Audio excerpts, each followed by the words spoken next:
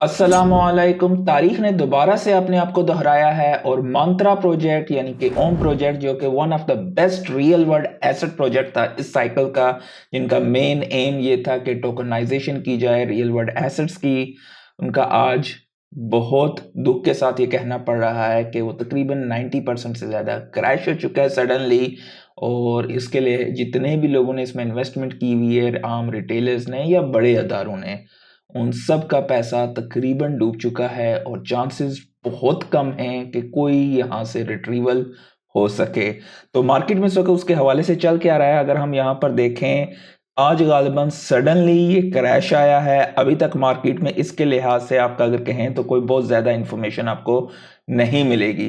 तकरीबन 94% के आसपास ये क्रैश आ चुका है इसमें। और मैंने यहाँ पर ऑलरेडी अपनी कम्युनिटी के साथ शेयर भी किया है कि आप लोग अपने पोर्टफोलियो का कितना हिस्सा ओम टोकन यानी कि मंत्रा के टोकन को होल्ड करते हैं, 10% या इससे कम, या 10 से 25%, या 26 से 75%, या 76 से 100%। तो आप एक्स पे जाकर यहाँ पर अगर चाहें तो आप यहाँ पर शेयर कर सकते हैं। हम नुकसान का अंदाज़ा जानना चाहते हैं क्योंकि ये टॉप 25 प्रोजेक्ट्स में से एक प्रोजेक्ट था और रातों रात तकरीबन 5 to 6 बिलियन डॉलर गायब हो गए हैं मार्केट से।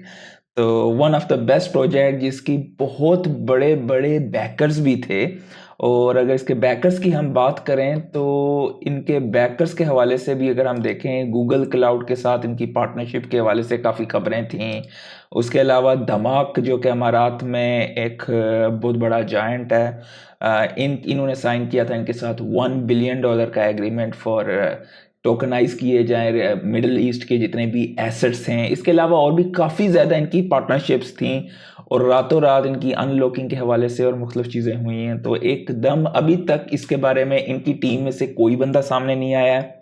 साथ में मैं एक और सवाल आपसे पूछना चाहता हूँ, एक्स पे मैंने किया क्योंकि पिछले साइकिल में मुझे उम्मीद है काफ़ी सारे दोस्त जो कि पिछले साइकिल में हुए होंगे उनको टेरा लूना का याद होगा कि मार्केट बेयर मार्केट में एक और तबाही आई थी टेरा लूना FTX के हवाले से और टेरा लूना के हवाले से, जिन्होंने मार्केट में बहुत ज़्यादा सरमाया लोगों का उड़ गया था रातों रात।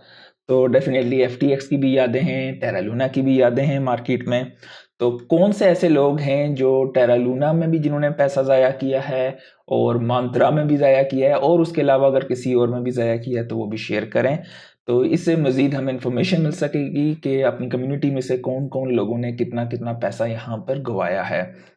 अगर हम बात करें तो मंत्रा की एक्स के अकाउंट पर अभी तक इन्होंने कुछ भी नहीं बताया है, क्या है, क्यों हुआ है, कुछ इन्फॉर्मेशन नहीं है। सिर्फ ये 17 मिनट पहले थोड़ी सी इनकी इन्फॉर्मेशन ये है कि फंडामेंटली प्रोजेक्ट एक स्ट्रॉन्ग प्रोजेक्ट है और activity was triggered by a reckless liquidation, क्योंकि इस पे काफ़ी ज़्यादा थोड़ी देर पहले ये शोर शराबा मचा हुआ था कि इन्होंने रग पुल कर दी है, ये किया है। Not anything to do with the project, one thing we want to be clear on, this was not from our team. अब ये इन्होंने जवाब दिया है कि ये हमारी टीम की तरफ से नहीं था। गालिबन थोड़ी देर पहले मैंने चेक किया था, मुझे ये इन्फॉर्मेशन नहीं थी यहाँ पर।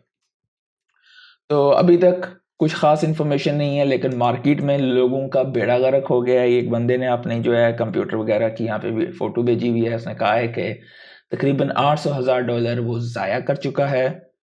ज़ाहिर है जिस बंदे का इतना बड़ा पैसा ज़ाया हो उसे रग्ड ही कहेगा। और रग्ड के साथ साथ एक और चीज़ जो कि मैं काफ़ी दफ़ा आप लोगों के साथ कहता हूँ कि आपके पोर्टफोलियो का परसेंटेज, पोर्टफोलियो मैनेजमेंट, काफ़ी दफ़ा मैं आप लोगों के साथ शेयर करता हूँ तो अभी अंदाज़ा हो रहा है कि पोर्टफोलियो मैनेजमेंट क्यों ज़रूरी है। क्योंकि अगर आप एक ही चीज़ में एक ख़ास अमाउंट से ज़्यादा चले जाते हैं तो डेफिनेटली आप वहाँ पर लॉस उठाते हैं और वो ऐसा लॉस होता है कि वो आपकी कमर तोड़ सकता है।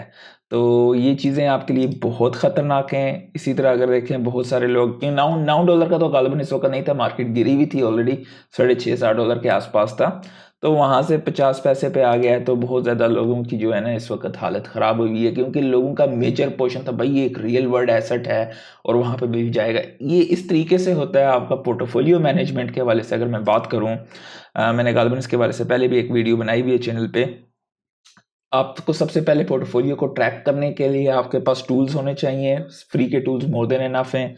उससे ये अंदाज़ा आपको होता है आपने कितना सरमाया लगाया हुआ है और आपके टोटल पोर्टफोलियो में बाकियों का कितना परसेंटेज है। वो फर्स्ट करो आपका एक एसेट क्लास एक खास हद से ज़्यादा बढ़ जाता है तो उसमें क्या होगा कि पोर्टफोलियो डिस्पोर्शन हो जाता है।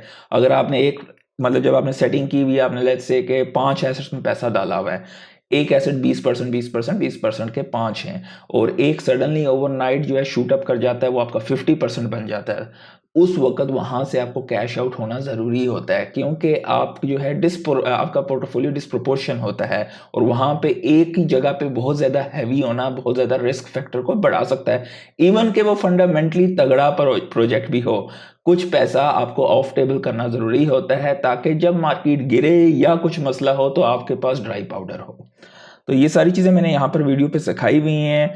काफ़ी सारी चीज़ें आपको यहाँ से सीखने की मिलेंगी।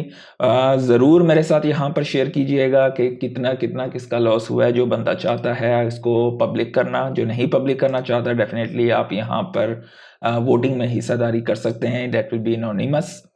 उसके अलावा जैक एक्सबीटी ने भी ये कहा है कि उन्होंने उनके को फाउंडर्स को कांटेक्ट किया है और लेज़र डिजिटल टीम को आंसर्स के लिए उनको अभी तक कोई जवाबात नहीं मिले हैं। ये गालबन अभी ही उनकी ट्वीट आई है और अभी तक इस चीज़ को वो लोग स्टडी कर रहे हैं और मार्केट में जो 90% से ज़्यादा इसका क्रैश हुआ है और इसके असरात बहुत ज़्यादा बुरे हैं।